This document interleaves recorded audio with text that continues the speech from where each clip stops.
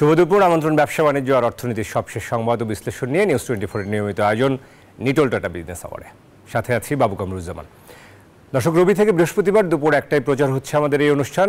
গোটা আয়োজনে দেশ বিদেশের ব্যবসা বাণিজ্যের সবশেষ খবর ছাড়াও থাকছে খবরের বিশ্লেষণ। এছাড়াও শেয়ার বাজার ও মুদ্রা বাজারের আপডেট সহ জানাবো আন্তর্জাতিক বাণিজ্যের হালচাল। ঈদ কেন্দ্র করে বেড়েছে প্রবাসী আয়। চলতি এপ্রিল মাসের প্রথম 12 দিনে বিভিন্ন দেশে থাকা প্রবাসীরা 87 কোটি 71 লাখ ডলার সমপরিমাণের বৈদেশিক মুদ্রা দেশে পাঠিয়েছেন। বাংলাদেশি মুদ্রায় যার পরিমাণ 9,648 কোটি টাকা। সোমবার বাংলাদেশ ব্যাংকের পরিসংখ্যান বিভাগ থেকে এই তথ্য জানানো হয়। কেন্দ্রীয় ব্যাংকের তথ্য অনুযায়ী গেল 12 দিনে 38টি বেসরকারি বাণিজ্যিক ব্যাংকের মাধ্যমে প্রবাসীরা সর্বোচ্চ 75 কোটি 39 লাখ ডলারের রেমিটেন্স পাঠিয়েছেন।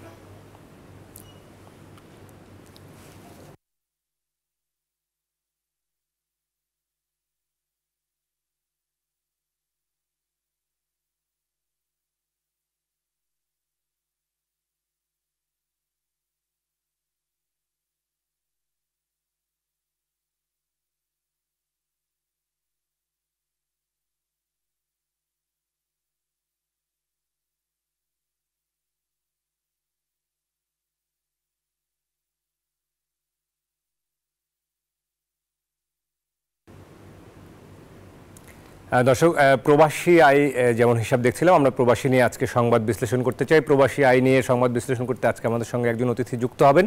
আমাদের সঙ্গে ডক্টর আহসান এইচ মনসুর যুক্ত হবেন, নির্বাহী পরিচালক পিআরআই এবং অর্থনীতিবিদ, ব্র্যাক ব্যাংকের চেয়ারপারসন। আমরা ডক্টর মনসুরের সাথে কথা বলবো প্রবাসী আয়ের সার্বিক বিষয় নিয়ে, আগামী দিনের সম্ভাবনা এবং চ্যালেঞ্জ নিয়ে। তার আগে আমাদের সহকর্মী লাবণী রয়েছেন বঙ্গবাজারে, তার কাছ থেকে একটু সরাসরি মাসুদা লাবণী রয়েছেন, আমরা তার কাছ থেকে একটু সংবাদ জানতে চাই। সেখানে উচ্ছেদ অভিযান চলছে। লাবণী, আশা করি আমাকে শুনতে পাচ্ছেন। আমরা আসলে উচ্ছেদ অভিযানের সবশেষ আপডেট আপনার কাছ থেকে জানতে চাই। লাবণী,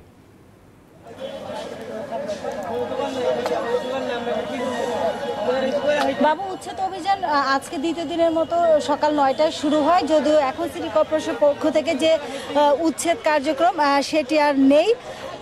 এবং সিটি কর্পোরেশনের পক্ষ থেকে এখানে তাদের যে বক্তব্য, সেই বক্তব্যটি আমরা পাইনি।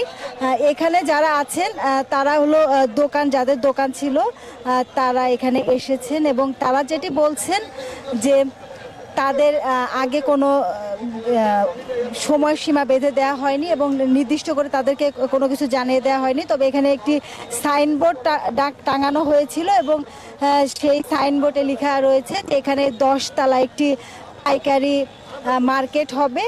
সেই সাইনবোর্ডটি শুধুমাত্র আছে এবং দোকান মালিক যারা ছিলেন তারা এখানে এসেছেন এবং তারা কথা বলছিলেন, কিন্তু এখানে দোকানদার যারা ছিলেন তাদের তোপের মুখে তিনি এখান থেকে চলে যান। যদিও এখন উচ্ছেদ কার্যক্রমটি আর চলছে না।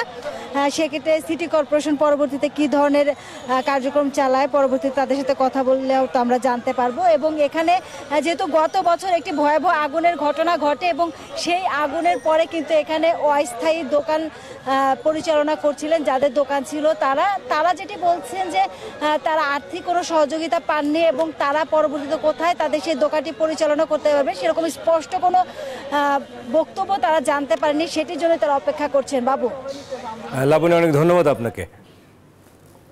দর্শক, আমাদের সহকর্মী মাসুদা লাবণী জানাচ্ছিলেন বঙ্গবাজারের উচ্ছেদ অভিযানের সবশেষ খবর। আমরা আজকে সংবাদ বিশ্লেষণে আলোচনা করতে চাই প্রবাসী আয় নিয়ে। প্রবাসী আয় নিয়ে কথা বলতে আমাদের সঙ্গে যুক্ত হবে ডক্টর আহসান এইচ মনসুর, নির্বাহী পরিচালক পিআরআই।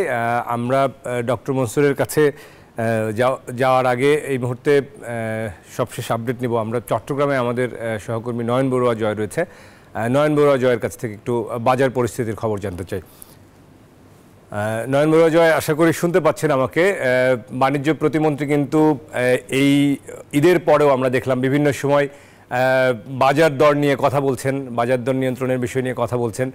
রমজান মাসব্যাপী আমরা দেখেছি বাজারে এক ধরনের ক্রেতাদের মধ্যে এক ধরনের ক্ষোভ ছিল। এখন আসলে নিত্যপণ্যের বাজারে আপনি সবথেকে বড় ভোগ্যপণ্যের বাজারে রয়েছেন, সেখানকার আপডেট আমাদেরকে জানাবেন। বাজার দর কি একটু কমতে শুরু করেছে কিনা, বিশেষ করে জরুরি ভোগ্যপণ্যের ক্ষেত্রে?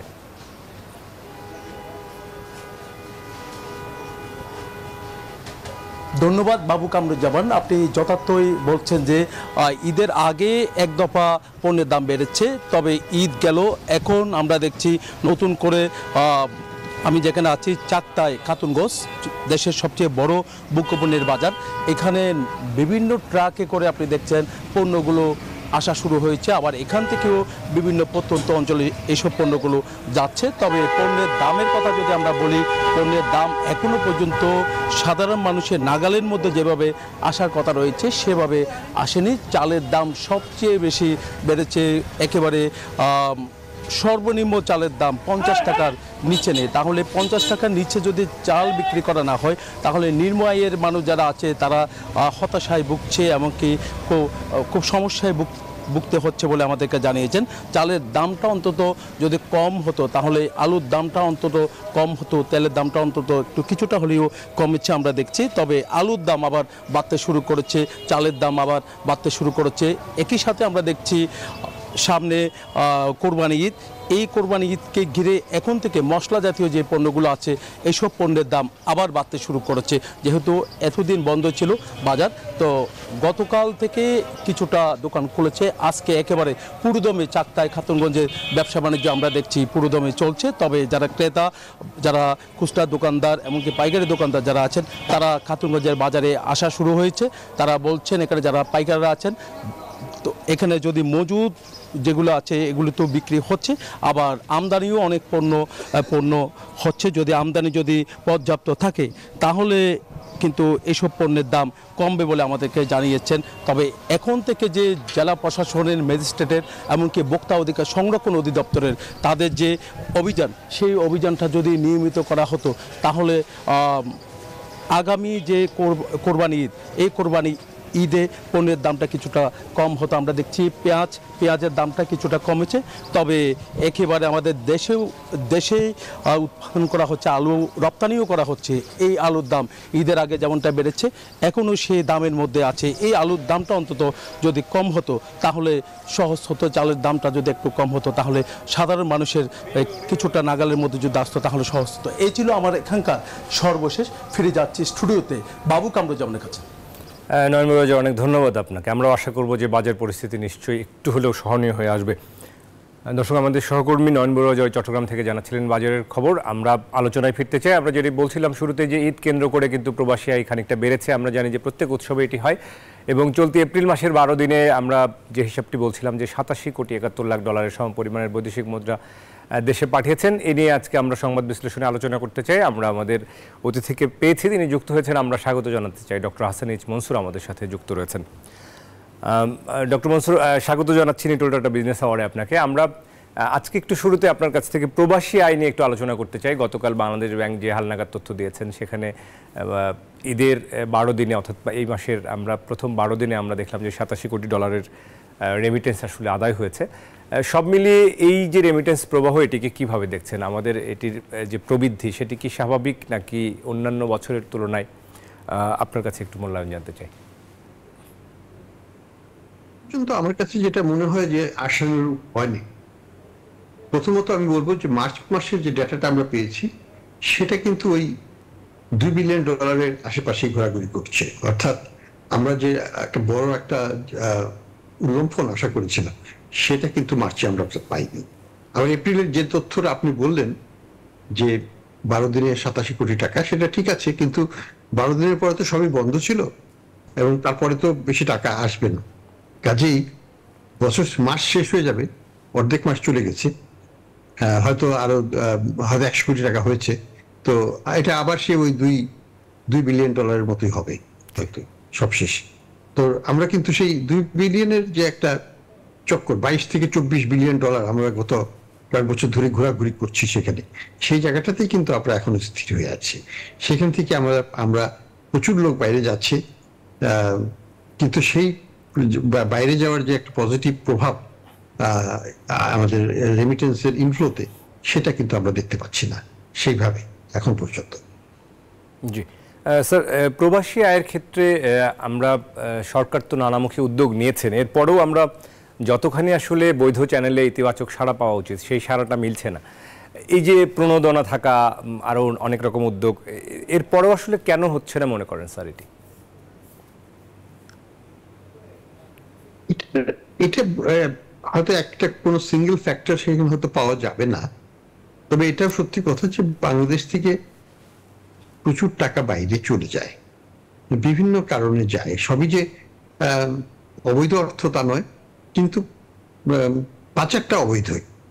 অর্থাৎ আমি আমার সম্পত্তি বিক্রি করে ছেলে মেয়েদেরকে পাঠিয়ে দিলাম, এখন এই পাঠিয়ে দেওয়াটা হচ্ছে অবৈধ, বিক্রি করাটার মধ্যে এটা বৈধ।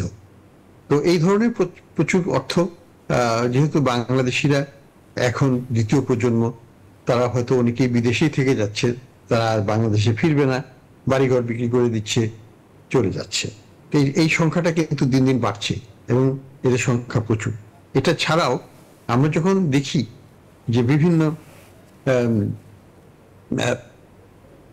একজন গত সংসদে যেমন একজন মন্ত্রী ছিলেন, তার 250টা বাড়ি আছে ইউকেতে, এটা তো প্রকাশিত সত্য তথ্য, তাই না? ফাইন্যান্সিয়াল টাইমসেও এসছে, বিভিন্ন বাংলাদেশের পত্রপত্রিকায়ও এসছে।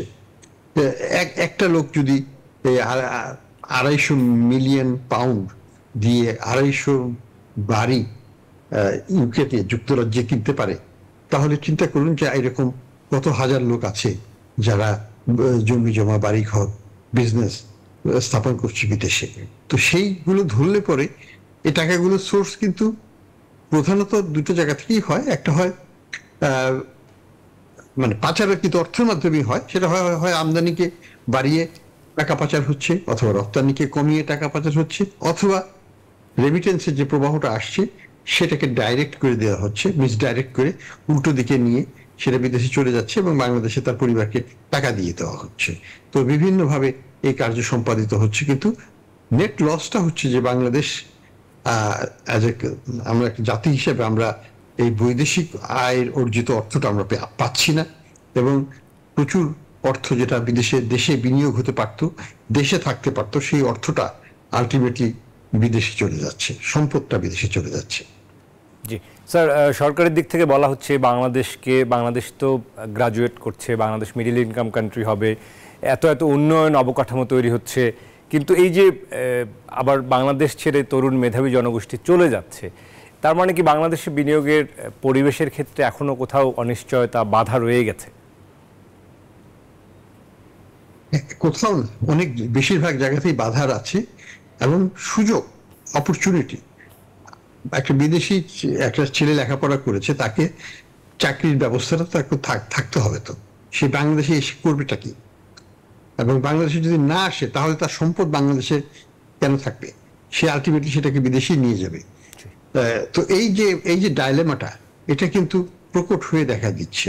আমরা যখন দেখি আমাদের আশেপাশে গুলশান, বনানী বা ধানমন্ডি এরিয়াতে বেশিরভাগ পরিবারের সন্তানরা বাইরে, এবং এই বিশাল জনগোষ্ঠী তারা ফিরবে না, এবং তারা কিন্তু তরুণী, এবং তারা পুরোদমে মানে কার্যক্ষম বিদেশি ভাবে শিক্ষিত, তারা ফিরবে না, এবং তাদের সম্পত্তি বাবা মা এগুলোকে বিক্রি করে তাদের কাছে পাঠিয়ে দিচ্ছে, অথবা বাবা মা মারা যাওয়ার পরে তারা বিক্রি করে নিয়ে যাচ্ছে।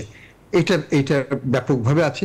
এবং যারা বাংলাদেশের ব্যবসায়ী, যারা সম্পদশালী রাজনীতিবিদ, তাদের সন্তানরা বাইরে, এবং তাদের জন্য তাদের পিতামাতা, সেটা সে সরকারি কর্মকর্তা হোক বা রাজনীতিবিদ হোক, তারাও সম্পদ বিক্রি করে বা সম্পদ অর্জন করে অসৎ উপায়ে বা সৎ উপায়ে সেটাকে পাঠিয়ে দিচ্ছে। তো এই প্রবণতাটা কিন্তু আমাদের সমাজের সর্বস্তরে আছে, এবং এই কারণে রেমিটেন্স খুব বড়ভাবে বাড়া এবং দেশের ব্যাপকভাবে বিনিয়োগ বৃদ্ধি করা, এইটা কিন্তু একটা চ্যালেঞ্জের মুখে, একটা হুমকির মুখে পড়ে গেছে। জি স্যার, ওয়াহিদুদ্দিন মাহমুদ স্যার বেশ কিছুদিন আগে বলেছিলেন যে বাংলাদেশের উন্নয়নটাকে কঙ্কালের সাথে তিনি তুলনা করেছিলেন, যে অনেকটা কঙ্কালের মতো, ভেতরে আসলে শিক্ষার উন্নয়ন, সার্বিক যে উন্নয়ন সেটি হচ্ছে না, কিন্তু অবকাঠামোগত উন্নয়ন হচ্ছে বেশি। সেটি স্যার আসলে আমাদের একটা বড় কারণ কিনা, যে আপনি যেটি বারবার বলছিলেন যে বিদেশে চলে যাওয়া, বিদেশে মেধাবীরা চলে যাওয়া, থেকে যাওয়া, এই প্রবণতা আসলে থেকে বের হয়ে আসবার জন্য যে পরিবেশ, সেই দিকে আসলে মনোযোগ কতটা আমাদের? প্রশ্নটা সেখানে, যেটাকে আমরা বলি সুশাসন। একটা ছেলে বা মেয়ে দেশে আসবে, সে কি ভবিষ্যতের কথা চিন্তা করে দেশে আসবে? হ্যাঁ, তার বাবা যদি বড় বড় কোম্পানির মালিক হয় বিশাল ইন্ডাস্ট্রির মালিক, সে হয়তো আসবে এবং সে আসে, কিন্তু সেরকম পরিবারের সংখ্যা কয়জন? হাতে গোনা। বাকিরা কোথায় যাবে? আমাদের প্রায় 2 লক্ষ সন্তান এই মুহূর্তে বিদেশের স্কুল মানে কলেজ ইউনিভার্সিটিতে লেখাপড়া করছে। এই 2 লক্ষ কিন্তু বাইরে থেকে যাবে, হয়তো 500 জন বা 1000 জন আসতে পারে, বাকি 1,99,000 আসবে না। তো এই যে ব্যাপক ভাবে আমাদের ব্রেন ড্রেন হচ্ছে, এবং ব্রেন ড্রেনের সাথে এরা কিন্তু সম্পদশালী পরিবারের ছেলে মেয়ে, এরা কিন্তু মধ্যবিত্ত নিম্ন মধ্যবিত্ত থেকে আসেনি। এদের সম্পদ কোথায় আছে? সেটা ঢাকা শহর, চিরাং শহর, বড় বড় জায়গাতেই বড় বড় বিল্ডিং, বড় বড় তাদের পৈতৃক সম্পত্তি বা ইন্ডাস্ট্রি, সেগুলোকে তারা বিক্রি করে দিয়ে চলে যাবে। প্রচুর ইন্ডাস্ট্রি এখন দেখা যায় যে বাবা মা বয়স হয়ে গেছে, তারা পুটিং ইট অন সেল, ছেলে মেয়ে ফিরবে না। তো এই এই জায়গাগুলোতে আমাদের বিশালভাবে রক্তক্ষরণ হচ্ছে। এবং আমরা যদি ভারতে যেটা পরিবর্তনটা হয়েছে, ভারতের পরিবর্তনটা হচ্ছে যে ভারতে একটা ছেলে বিদেশ থেকে আসলে বা মেয়ে বিদেশ থেকে আসলে সে একটা ভালো চাকরি পেতে পারে। আমার সাথে আমার 2 জন জুনিয়র কলিগ ছিল IMF এ, তারা ভারতে চলে আসলো। 3 জন আমি বলবো ভারতে চলে আসলো, 2 জন ভারতে চলে আসলো, একজন সিঙ্গাপুরে চলে আসলো। কারণ হলো অপরচুনিটিস, তারা ভালো চাকরি পেল। একজন গোল্ডম্যান স্যাক্সের ইন্ডিয়াতে চাকরি পেল, আরেকজন IIT-তে চাকরি পেল, সে চলে আসলো। 2জনই চলে আসলো তাদের বিভিন্ন পথে। তারা ইয়াং, তাদের ভবিষ্যতে অনেক কিছু করার ছিল, কিন্তু তারা সেটা ভারতেই করবে, এখনো তারা ভারতেই আছে। তো এই যে সুযোগটা দেওয়া, সেই সুযোগটা তো বাংলাদেশে নাই। আর বাংলাদেশে আরেকটা সমস্যা কি, আমি যদি একটা প্রফেশনালি ডেভেলপ করি, আমি যদি একটা ঢাকা ইউনিভার্সিটিতে প্রফেসর হিসেবে ঢুকতে চেষ্টা করি, আমাকে নেবে না। আমাকে বলবে যে তুমি তো এই ইউনিভার্সিটিতে লেকচার হিসাবে জয়েন করে এখানে আসো নাই, বাইরে থেকে লেটারাল এন্ট্রি দেবে না। আমাকে সরকারি কর্মকর্তা হিসাবে আমাকে সেক্রেটারি বা এডিশনাল সেক্রেটারি পদ আমাকে দেবে না। আমাকে কোথাও সরকারি কোনো প্রতিষ্ঠানে কোনোভাবে এই লেটারাল এন্ট্রির ব্যবস্থা করা নাই। এবং এই সুযোগটা কিন্তু ভারতে, পাকিস্তানে, শ্রীলঙ্কা সব জায়গায় কিন্তু এটা দেওয়া হয়, এবং এটা দেওয়াটা দরকার বলে আমি মনে করি। কিন্তু সেই সুযোগটা দেওয়া হচ্ছে না বাংলাদেশিদেরকে। ফলে যারা বাইরে থেকে আসে, যারা এক্সপিরিয়েন্সড, তারাও কিন্তু বাংলাদেশে আসতে পারে না, কারণ তাদের সুযোগ দেওয়া হয় না। সরকার তাদের সুযোগ থেকে বঞ্চিত হচ্ছে, সেটাও সরকারকে বুঝতে হবে। সেটাও সরকার করে নাই এখন পর্যন্ত। জি স্যার, আমাদেরকে আসলে অনেক বেশি, যেটি আপনি বলছিলেন যে অবকাঠামোর পাশাপাশি ভেতরের যে উন্নয়ন, সেটি আসলে অনেক কাজ করবার রয়ে গেছে। স্যার, প্রবাসী আয়ের ক্ষেত্রে একটা বড় বাধা মনে করেন কিনা যে এই যে ফর্মাল ইনফর্মাল চ্যানেলে যে বড় ধরনের ব্যবধান, এক্সচেঞ্জ রেটের যে একটা অস্থিরতা, সেটি একটা বড় ভূমিকা রেখেছে কিনা? সেটা কিছুটা আছে, সেটা আমি মনে করি যে সেটা কমিয়ে আনা উচিত। 2-3 টাকার বেশি হওয়া উচিত নয়, এবং আস্তে আস্তে কমে আসছে। যদি আমাদের এক্সচেঞ্জ রেটের যে ডলারের যে সংকট, সেই সংকটটা যদি একটু কাটিয়ে ওঠা যায়, তাহলে এটা আস্তে আস্তে আবার ন্যারো ডাউন হয়ে যাবে বলে আমি আশা করি। তো সরকারের উচিত দুটো মার্কেটকে সবসময় কাছাকাছি রাখা, যাতে মানুষ প্রলুব্ধ না হয়ে অন্য বাজারে না যায়। কিন্তু আরেকটা কথা বলবো যে যখন ডিমান্ড থাকবে, এই পাচারের জন্য চাহিদা থাকবে, সেটা কিন্তু এক্সচেঞ্জ রেটের উপর ডিপেন্ড করবে না। যে টাকা পাঠাতে চাইবে সে কিন্তু 140 টাকা, 120 টাকা, 125 টাকা, 130 টাকা, যে টাকাই হোক না কেন, ওই টাকা দিয়ে সে পাঠাবে। সে তার টাকা বাংলাদেশে রাখবে না। তো অথবা যে সন্তান বিদেশে চাকরি করে, তার বাড়ি একটা আছে, সে সেটা বিক্রি করে দিয়েছে, সে টাকাটা সে নিয়ে যাবে। সে কি তখন এক্সচেঞ্জ রেট দেখবে? সে দেখবে না, সে টাকাটা নিয়েই যাবে। আমাকে কিন্তু মূল যে সমস্যা, সেই জায়গায় যদি আমি আঘাত করতে না পারি, সেই জায়গাটাকে যদি আমি অ্যাড্রেস করতে না পারি, বাংলাদেশ থেকে বাঙালি সন্তানদের চলে যাওয়াটা পার্মানেন্টলি, এটা একটা আমাদের জন্য বড় লস। এবং এই ক্ষতিটা 2 ভাবে হচ্ছে। একটা হচ্ছে আমরা তাদের মেধা থেকে আমরা বঞ্চিত হচ্ছি, দ্বিতীয় হচ্ছে আমরা তাদের সম্পদ থেকেও বঞ্চিত হচ্ছি। এবং তাদের সম্পদটা কিন্তু বাংলাদেশের সম্পদ, বিদেশের সম্পদ না। সেই জায়গাটা তো আমরা বঞ্চিত হচ্ছি। এইগুলো আমাদেরকে ভাবতে হবে। জি স্যার, আমরা একটু জানতে চাইবো যে এখন যে আসলে প্রবাসী আয়ের ক্ষেত্রে আপনি বলছিলেন, প্রবাসী আয় যদি আমরা আসলে বাড়াতে চাই, মোটা দাগে আমাদের উদ্যোগ নেওয়ার কি সুযোগ রয়েছে? বিশেষ করে আপনারা সবসময় বলে আসেন দক্ষ মানব সম্পদ বা দক্ষ শ্রমিক পাঠানো, সেই জায়গাটিও তো আমাদের আসলে গত 5 বছরে কতটা পরিবর্তন হয়েছে মনে করেন? তেমন পরিবর্তন হয়নি এখন পর্যন্ত। গুণগতভাবে আমরা এখনো অদক্ষ শ্রমিকই বেশি পাঠাচ্ছি, এবং শ্রমিকদের অদক্ষতার মধ্যেও কিছু দক্ষ থাকা উচিত, সেটাও সেভাবে হচ্ছে না। যেমন মহিলা শ্রমিকদের ক্ষেত্রে আরো অনেক ট্রেনিং দেওয়া দরকার, এবং সেখানে বিরাট সম্ভাবনা আছে, বিশাল সম্ভাবনা আছে, কিন্তু সেটা আমরা ব্যবহার করতে পারছি না, কারণ বাংলাদেশি মহিলা শ্রমিকদের কেউ নিতে চাচ্ছে না। তাদের ট্রেনিং স্কিল লেভেল সবচেয়ে নিম্নমানের, এবং তাদেরকে তো বাইরের কাজ করানো যায় না, ঘরের কাজ করতে হয়, কিন্তু ঘরের কিছুই তারা জানে না, বুঝেন না, তারা যন্ত্রপাতি চালাতে জানে না। এই জিনিসগুলো যদি তাদেরকে শিক্ষা দেওয়া যেত, বেসিক কিছু ইংরেজি বা আরবি শিখিয়ে দেওয়া, তাহলে কিন্তু এবং সাথে যেটা হচ্ছে পাক সংক্রান্ত বা হাউস হোল্ডের যেসব যন্ত্রপাতি ব্যবহার করা হয়, ইলেকট্রনিক অ্যাপ্লায়েন্সেস, সেগুলোকে যদি ব্যবহার করতে জানে, তাহলে কিন্তু তাদেরকে অনেক ভালো মানে বেতনে তাদেরকে পাঠানো সম্ভব হয়। জি স্যার, একটু কি বলবেন, আমরা অনুষ্ঠানের শেষ ভাগে রয়েছে, যে মোটা দাগে আমাদের যে আসলে প্রবাসী আয়ের গতি সেটি নিয়ে বলছিলেন। এই মুহূর্তে যে এক্সচেঞ্জ রেটের যে অবস্থা বা ডলার যে পরিস্থিতি, সেটি কি একটু মনে হচ্ছে যে বাজার একটু ইতিবাচক আভাস দিচ্ছে কিনা, যে এক্সচেঞ্জ রেটটা কিছুটা স্থিতিশীল হয়ে আসছে? আমি তো বলবো যে এক্সচেঞ্জ রেট কিছুটা স্থিতিশীল হয়েছে। এটার মূল কারণ হচ্ছে যে ইন্টারেস্ট রেট অনেক বেড়েছে। ইন্টারেস্ট রেট বাড়া মানে হচ্ছে টাকা অ্যাট্রাকটিভ হওয়া, টাকা অ্যাট্রাকটিভ হচ্ছে, এবং সাথে সাথে ডলারের সাথে টাকার যে পার্থক্যটা সেটা কমে আসতেছে এখন। ফলে আমরা দেখতে পাচ্ছি যে এখন 116, 117 টাকায় বাজারে ডলার পাওয়া যাচ্ছে, সেটা একটা ভালো দিক। ইন্টারেস্ট রেট হয়তো হাই থাকবে আগামীতে, এবং সেটা যদি থাকে তাহলে আমাদের এই মূল্যস্ফীতি সত্ত্বেও আমাদের এক্সচেঞ্জ রেটটা মোটামুটি আমরা ধরে রাখতে পারবো। তবে আমি আশা করবো যে আমাদের মূল্যস্ফীতিটা যেন দ্রুত কমে আসে, এবং সেটা যদি কমিয়ে আনা যায়, এটা কিন্তু চ্যালেঞ্জিং হবে। কমিয়ে আনতে পারি তাহলে আমরা টাকাকে আরো স্টেবল করতে পারবো, এবং টাকাকে স্টেবল করতে পারলে আমরা আবার ইনফ্লেশনকেও দ্রুত কমিয়ে আনতে পারবো বলে আমি আশাবাদী। তবে এখানে কাজ করতে হবে। জি স্যার, ইন্টারেস্ট রেট বাড়লে বলা হচ্ছিল যে মূল্যস্ফীতি কিছুটা হলেও কমে আসবে, কিন্তু সেটি কি আসলে আদৌ কমছে? ইমিডিয়েটলি হবে না, এর সময় লাগবে। অন্তত পক্ষে আমি বলবো যে 6 থেকে 9 মাস লাগবে এটার প্রতিফলন বাজারে আসতে। এবং দেখুন, মূল্যস্ফীতি একদিনে হয়নি, টাকা ছাপানো একদিনে হয়নি। তারপরেও হলো যে সরকার এই ইন্টারেস্ট রেট বাড়িয়েছে, কয়েক মাস হয়, 2 মাস 3 মাস হয়, এবং এটাও ধীরে ধীরে বাড়ছে। এই জায়গাটায় যদি আমরা আরো একটু দ্রুত পদক্ষেপ নিতে পারতাম, সেটা আমরা নিইনি এখনো পর্যন্ত। আমি বলবো যে আমরা পুরোপুরিভাবে পলিসি রেটকে অ্যাডজাস্ট করি নাই। এই জায়গাটা আমাদেরকে আরো দ্রুত পদক্ষেপের দরকার আছে বলে মনে করি। দ্রুত পদক্ষেপ নিলে এবং সিস্টেমেটিক্যালি নিতে হবে, যে আমার ইনফ্লেশন কমাতেই হবে, যতদিন পর্যন্ত ইনফ্লেশন না কমে আমি আমার পলিসি রেট বাড়িয়ে যাব। সরকার কিন্তু পলিসি রেট বাড়াচ্ছে না।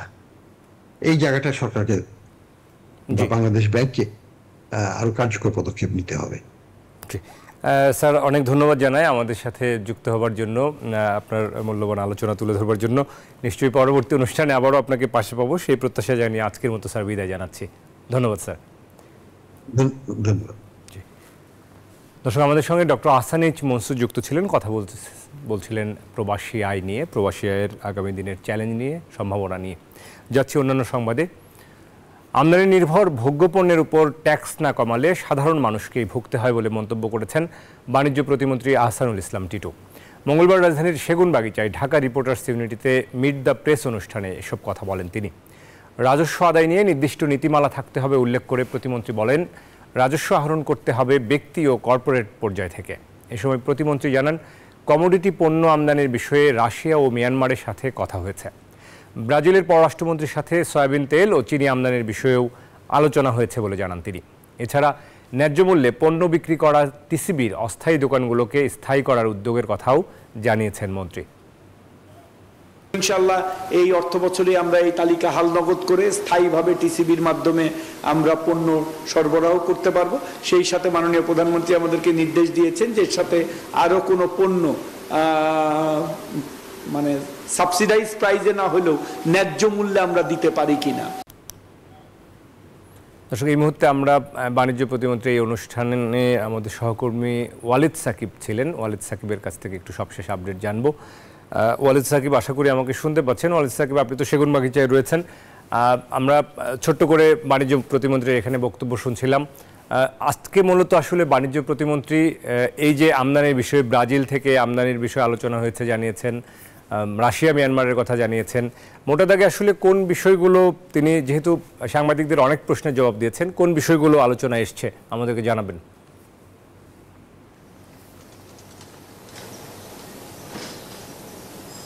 জি বাবু, ধন্যবাদ আপনাকে। আপনি জানেন যে সরকারের আসলে নির্বাচনকালীন সময়ে একটি অন্যতম একটি ইস্তেহার ছিল হচ্ছে নিত্যপণ্যের যেই দাম সেটি নিয়ন্ত্রণে রাখা। তো এটি নিয়েই আসলে বিভিন্ন সময় বাণিজ্য প্রতিমন্ত্রী কথা বলে থাকেন। আপনি জানেন যে নিত্যপণ্যের বাজারটাকে মূলত নিয়ন্ত্রণে রাখতে বাণিজ্য প্রতিমন্ত্রী বিভিন্ন সময় আসলে বিভিন্ন বাজার তদারকি পর্যন্ত তিনি করে থাকেন। আজকে তিনি যে প্রোগ্রামে ছিলেন সেখানে তিনি মূলত বলেছিলেন যে চীন অর্থাৎ মিয়ানমার এবং রাশিয়া থেকে মিয়ানমার এবং রাশিয়ার সঙ্গে যে ভোগ্যপণ্য রয়েছে আমাদের, সেগুলো আমদানি বিষয়ে আসলে তিনি কথা বলেছেন, তাদের সাথে তিনি সেটি জানিয়েছেন। এছাড়া হচ্ছে কিছুদিন আগে জানেন যে ব্রাজিলের পররাষ্ট্রমন্ত্রী বাংলাদেশ সফর করেছেন। সেই সফরকালে প্রতিমন্ত্রী আমাদেরকে জানিয়েছেন যে ব্রাজিলের পররাষ্ট্রমন্ত্রীর সঙ্গে আসলে দুটি পণ্যের বিষয়ে, সেখান থেকে আমদানির বিষয়ে কথা হয়েছে। সেই দুটি পণ্য হচ্ছে চিনি এবং সয়াবিন তেল। অর্থাৎ এই দুটি পণ্য টিসিবির জন্য আমদানি করা যায় কিনা সেটি বাণিজ্য প্রতিমন্ত্রী বলেছিলেন। এখানে বাণিজ্য প্রতিমন্ত্রী আরো একটি কথা বলেছেন, সেটা হচ্ছে আমাদের যে জানেন যে আমাদের ট্যাক্স জিডিপি রেশিও নিয়ে বিভিন্ন সময় কথা হয়। আজকে সাংবাদিকদের একটি প্রশ্নের জবাবে বাণিজ্য প্রতিমন্ত্রী বলেছিলেন যে আমাদের ব্যক্তি পর্যায়ে এবং হচ্ছে কর্পোরেট পর্যায় থেকে আসলে আমাদের রাজস্ব আহরণটা বৃদ্ধি করতে হবে। অর্থাৎ আমাদের যেই রাজস্ব নীতিমালা রয়েছে সেই রাজস্ব নীতিমালা আসলে আমাদের তিনি নির্দিষ্ট একটি নীতিমালার কথা বলছেন, যে আমাদের একটি নির্দিষ্ট রাজস্ব আহরণের জন্য নির্দিষ্ট নীতিমালার প্রয়োজন বলে তিনি মনে করেন। এছাড়া তিনি বলছিলেন যে আমাদের অর্থাৎ প্রত্যক্ষ করটাকে তিনি জোর দিয়েছেন। আমাদের যদিও পরোক্ষ করের প্রতি আমাদের এনবিআর বিভিন্ন সময় জোর দিয়ে যাচ্ছে। তো বাণিজ্য প্রতিমন্ত্রী এখানে বলেছেন যে প্রত্যক্ষভাবে যদি প্রত্যক্ষ কর আদায়টা যদি বাড়ানো যায় তাহলে হচ্ছে সেটা সাধারণ মানুষের উপরে যে একটা চাপ সৃষ্টি হয়, ভোগ্যপণ্যের দাম বেড়ে যায়, সেটি আসলে হবে না। তো এই ছিল আসলে আমার কাছে সেগুনবাগিচা থেকে সবশেষ বাবু। অনেক ধন্যবাদ ওয়ালিদ আমাদের সাথে যুক্ত হওয়ার জন্য। সহকর্মী ওয়ালিদ সাকিব জানাচ্ছিলেন বাণিজ্য প্রতিমন্ত্রী আজকের অনুষ্ঠানের সবশেষ খবর। যাচ্ছে অন্যান্য সংবাদে। প্রতি লিটারে 10 টাকা বাড়িয়ে বোতলজাত সয়াবিন তেলের দাম 173 টাকা নির্ধারণ করা হয়েছে, যা কার্যকর হবে আজ থেকে। মঙ্গলবার Bangladesh vegetable oil refiners and vanaspati manufacturers অ্যাসোসিয়েশনের এক সংবাদ বিজ্ঞপ্তিতে এই তথ্য জানিয়েছে। জানা যায়, ভোজ্য তেলের কাঁচামাল আমদানি উৎপাদন পর্যায়ে গত 7 ফেব্রুয়ারি জারিকৃত বিজ্ঞপ্তির মেয়াদ গত 15 এপ্রিল শেষ হয়েছে। এতে করে 16 এপ্রিল থেকে বাজারে ভোজ্য তেল ভ্যাট অব্যাহতি পূর্ববর্তী মূল্যে সরবরাহ করা হবে। বোতলজাত 5 লিটার সয়াবিন তেল বিক্রি হবে 845 টাকায়, আর প্রতি লিটার খোলা পাম তেলের দাম নির্ধারণ করা হয়েছে 132 টাকা। দর্শক, নিটল টাটা বিজনেস আওয়ারের সময় হলো একটা বিরতির। ফিরবো শেয়ার বাজার আপডেট ও ব্যবসা বাণিজ্যের অন্যান্য খবর নিয়ে। আশা করি সাথেই থাকবেন। দর্শক, বিরতির পর আবার স্বাগত নিটল টাটা বিজনেস আওয়ারে। এবারে জানাবো শেয়ার বাজারের খবর।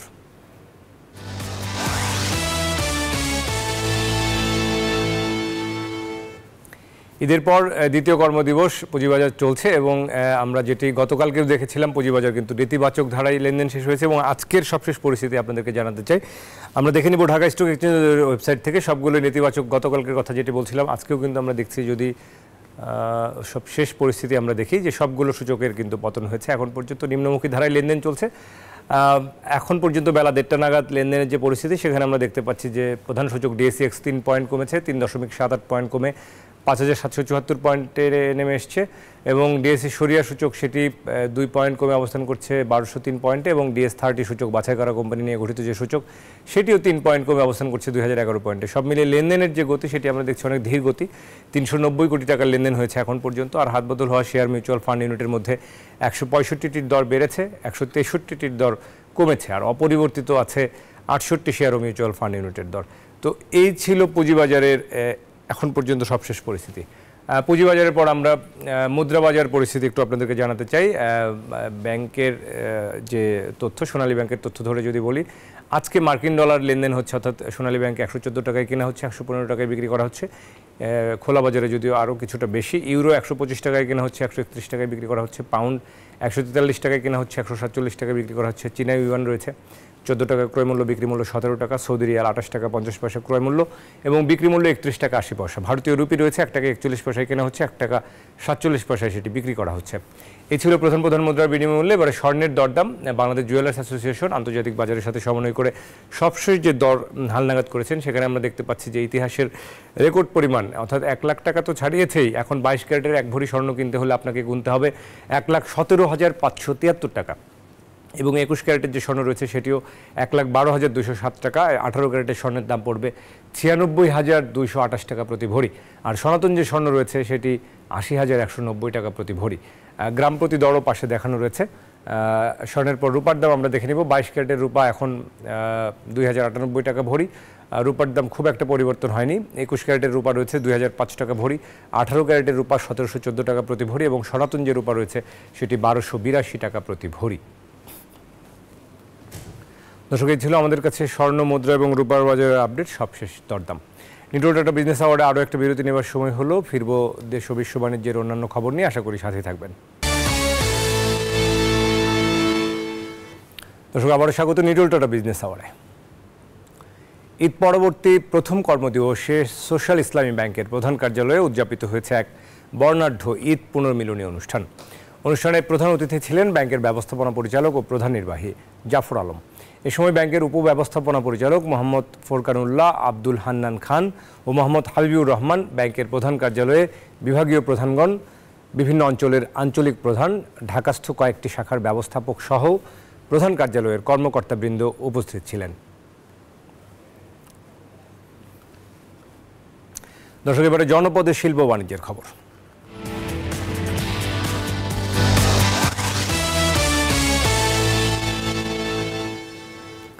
চালের বাজার সহনশীল ও দাম যৌক্তিক পর্যায়ে রাখতে বস্তায় ধানের জাত ও মূল্য লেখার যে নির্দেশনা খাদ্য মন্ত্রণালয় দিয়েছিল তা এখনও কার্যকর হয়নি। এ বিষয়ে আরও খবর জানাতে কুষ্টিয়া থেকে সরাসরি যোগ দিচ্ছেন আমাদের সহকর্মী জাহিদুজ্জামান।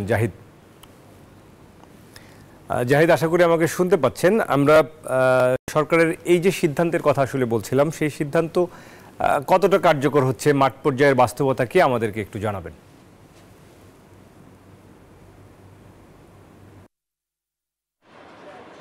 ধন্যবাদ বাবু। এই সিদ্ধান্ত সরকার নিয়েছে গত ফেব্রুয়ারি মাসে এবং তারা কিন্তু একটি পরিপত্র জারি করেছে এবং চালের বস্তার গায়ে দাম এবং কি ধানের এই চাল সে জাতটি উল্লেখ করা সহ কোথায় এটি উৎপাদন হচ্ছে এবং কত তারিখে উৎপাদন হয়েছে এসব বিস্তারিত তথ্য দেওয়ার কিন্তু পরিপত্র খাদ্য মন্ত্রণালয় জারি করে এবং তারপর থেকে তারা এটা নিয়ে গণবিজ্ঞপ্তিও জারি করেছে। কিন্তু আমরা এটা একটা টাইম ধরা ছিল যে পহেলা বৈশাখ অর্থাৎ নববর্ষ থেকে এটি কার্যকর হবে। আজকে বৈশাখের তৃতীয় দিন, আমরা কিন্তু দেখছি না যে কোথাও এই কার্যকর হয়েছে, অর্থাৎ যেভাবে চালের বস্তা ছিল সেইভাবেই আছে।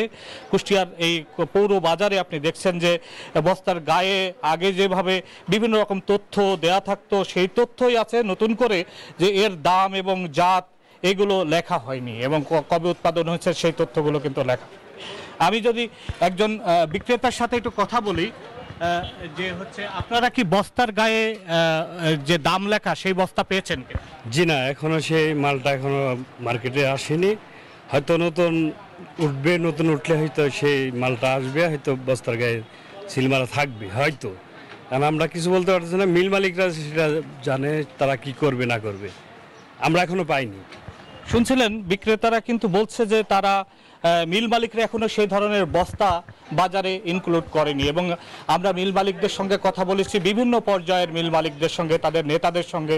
তারা কিন্তু আমাদেরকে কয়েকটি ইস্যু বলেছে, যেমন একটি ইস্যু হচ্ছে যে এখন নতুন একটি মৌসুম সামনে শুরু হবে, সেই মৌসুমে তারা এটি ইন্ট্রোডিউস করবে এবং চালের বস্তার গায়ে যে দাম লিখতে হলে নতুন একটি প্রিন্টার মেশিন লাগবে, সেই প্রিন্টার মেশিন তারা কিনছেন, এরকম তথ্য আমাদেরকে জানিয়েছেন। আরেকটি বিষয় তা একজন মিল মালিক আমাদেরকে বলেছেন যে এই চালের বস্তার যে জাতের নাম, ধানের জাতের দাম লিখতে হবে, সেটি কিন্তু কৃষকরা একরকম জাত বলেন এবং অন্য যারা গবেষক তারা অন্যরকম জাত বলেন, সেগুলো নিয়ে একটা জটিলতা তাদের আছে।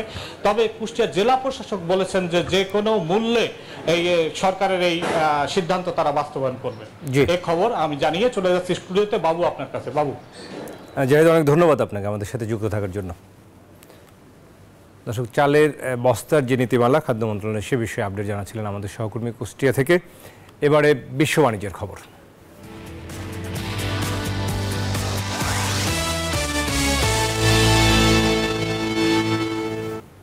চীনের তৈরি ইভি যাত্রীদের সংবেদনশীল তথ্য সংগ্রহ করতে পারে এমন অভিযোগে চীনে তৈরি ইভি আমদানির উপর নিষেধাজ্ঞা দিতে যাচ্ছে যুক্তরাষ্ট্র।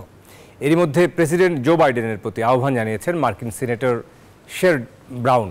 তিনি বলেন, চীনের তৈরি ইভি আমেরিকান অটো ইন্ডাস্ট্রির অস্তিত্বের জন্য হুমকি। বিশ্বের সবচেয়ে বড় কার উৎপাদনকারী দেশ চীন, তবে যানবাহনের ওপর 27.5% ট্যারিফ থাকার কারণে যুক্তরাষ্ট্রের সড়কে চীনা কারের সংখ্যা খুবই নগণ্য।